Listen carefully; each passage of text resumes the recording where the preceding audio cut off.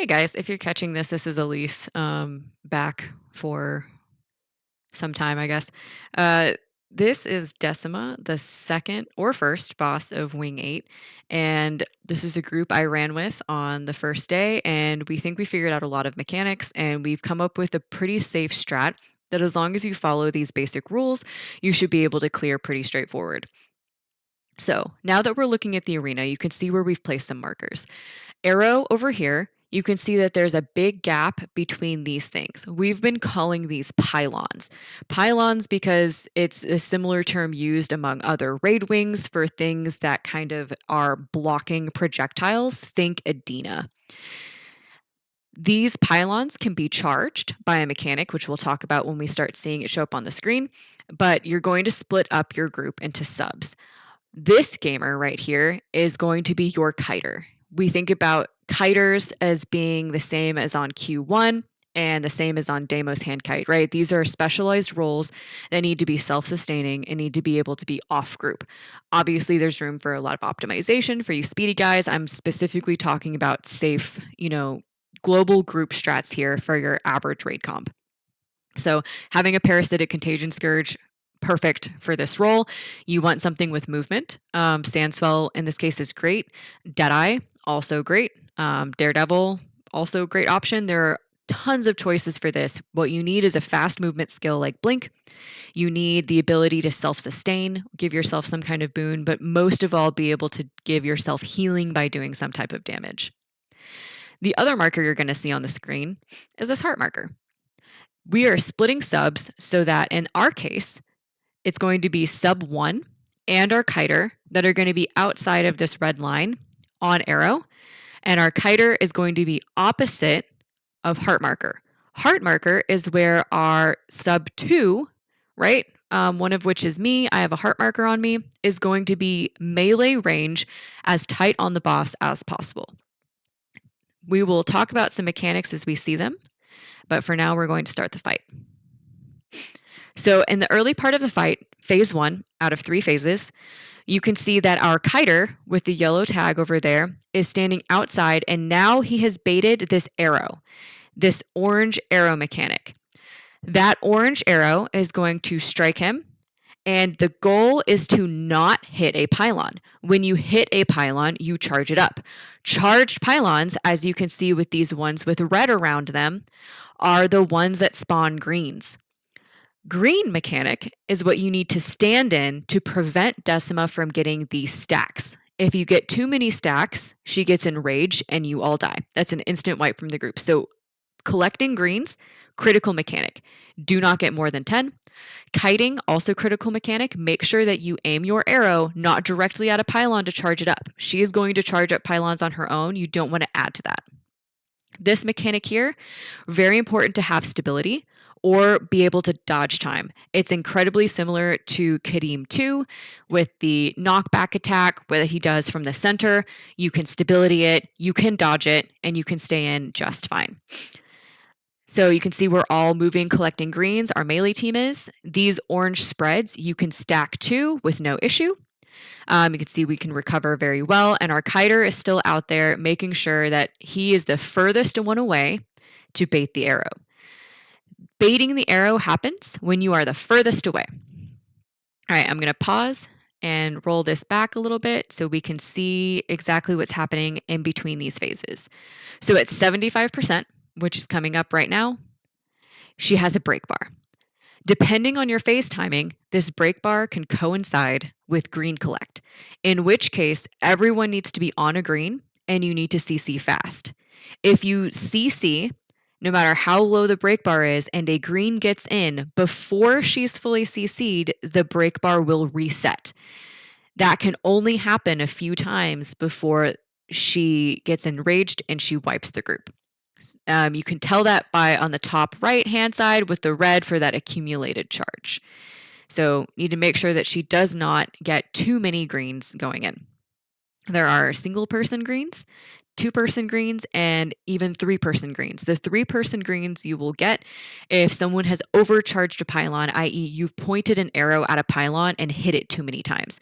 The most you ever want to try and hit one pylon is once or twice, especially if you're the kiter role. As we move into phase 2, you'll see that multiple people actually get a pseudo kiter roll, and we will talk about that now that we've discussed the break bar.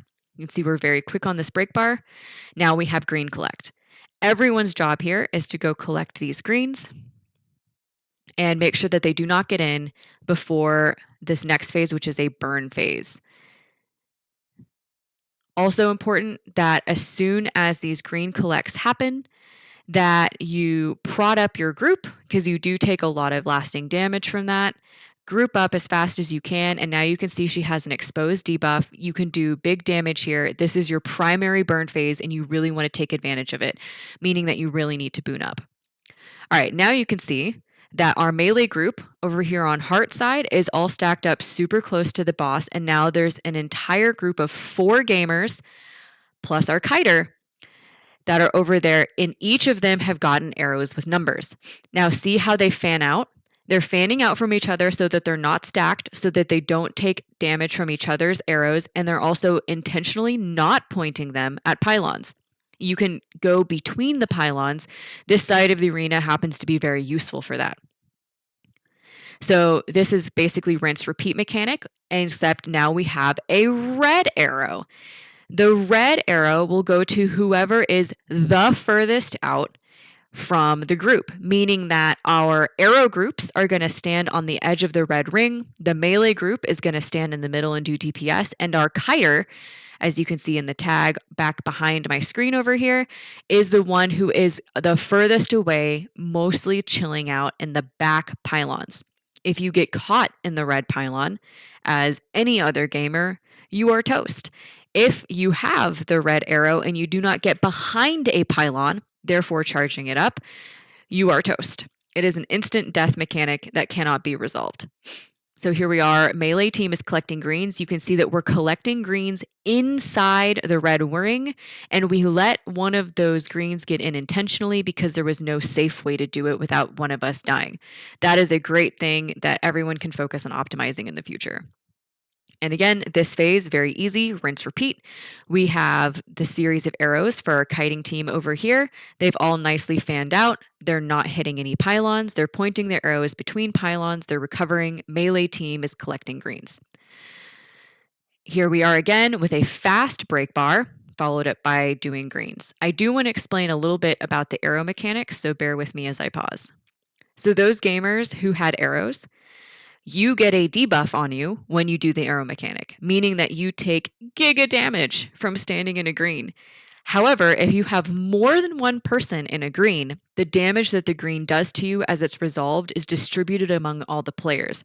So if there is a green or a series of greens on arrow group, as soon as arrows are resolved, the entire arrow group can stack up on a green really tight and resolve it without the entire sub squad going down. So keep that in mind.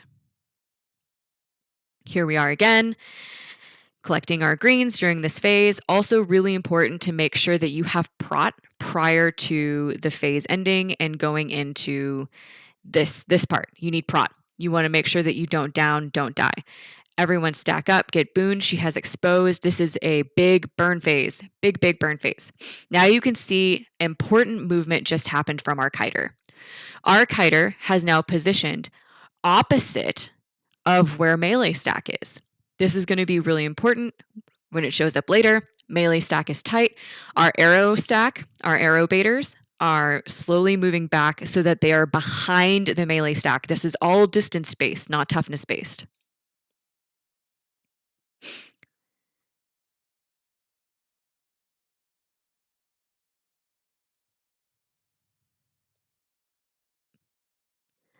All right. We're going to have the arrow mechanics showing up soon with this little whirlwind. Aha! Now here we pause.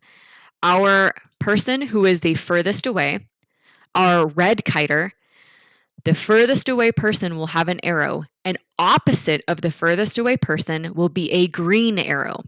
5 people need to stand in the green arrow in order for it to resolve in order for everyone to not get a huge debuff and in order not to fail the fight. Resolving the green arrow is even more critical than collecting greens. She can take 10 greens, but you will not survive failing the green arrow. You can see everyone is really neatly stacked up here, and she launches the arrow and we're able to recover very easily. The most crucial thing, so that no one is having to run to a green arrow, is that your kiter, the furthest away kiter, is exactly opposite your melee stack. The green will always be opposite of your furthest away kiter, making that a really easy mechanic to force onto a stacked group. One other thing I want to point out here is these lightning lines. Those are kind of like I'm going to use a analogy from a friend, but those are kind of like rubber bands or like the edges of like boxing arenas. And they will blink you and bounce, and you can't go through them. This is why having the kiter with a movement skill like a blink or a sand swell is really important, because you can just blink through them, sand swell through them, and that becomes trivial and you don't have to run around them to go find a pylon to hide behind. Again, you can stack 2 of these oranges at the same time. You really don't want to be too far away from your friends. Everyone can really heal up. And now we're collecting greens. Again, melee group collecting greens needs to stay inside of that red ring. Our arrow kiters are doing their diligence at range. And now here we are going over to do our green mechanic, which we have safely resolved. Now, what you will notice is that all of the greens primarily came from the opposite side of the arena. That is because our pylon kiter, our main kiter, has to be behind a pylon, therefore charging it up to block the red arrow attack. Whenever you charge up a pylon, those are the pylons that give you most of the greens. So you can kind of predict where the greens are going to end up. And again, this phase rinses and repeats and recycles over and over, meaning that as long as you have the mechanics down really well in the first place and everyone is doing their job, keeping their eyes open, and is aware, this fight is incredibly doable. The phases will last as long as you can make your DPS go. So you can see our kiter over here. We need to quickly get to that green arrow. So what I'm doing is sand swelling over. The rest of my team did it with other movement skills. Really important to try and be fast there. So here we are stacking up. And again, now you see where all of those greens are coming from. They're going from all the pylons that have been charged up, with the bigger greens requiring more people coming from that giant pylon, right, that has been the most charged up. Your kiter, when he goes behind a pillar, will charge up that pillar and the pillar behind it. You can see us all stacking on green here and see how we all down. It's because we all took too much damage from each other, but we're still able to recover, right? Like, this fight is very forgiving. It's not a terribly hard fight when you understand the mechanics and how it's working. And the reason that the green was there is because our kiter actually wasn't positioned in the place for the green to be where melee stack was, right? So that super critical there. And you can see we phased even with a couple people down. We had really decent DPS, but this was mostly a safe comp, highly doable comp for this fight. Really would love to see more videos or comments about this fight. It's one of my all-time favorites, and it's definitely competing with me for being a favorite for Wing 6. I really hope this video was helpful. If you found it helpful, please let me know, and I appreciate you guys' time.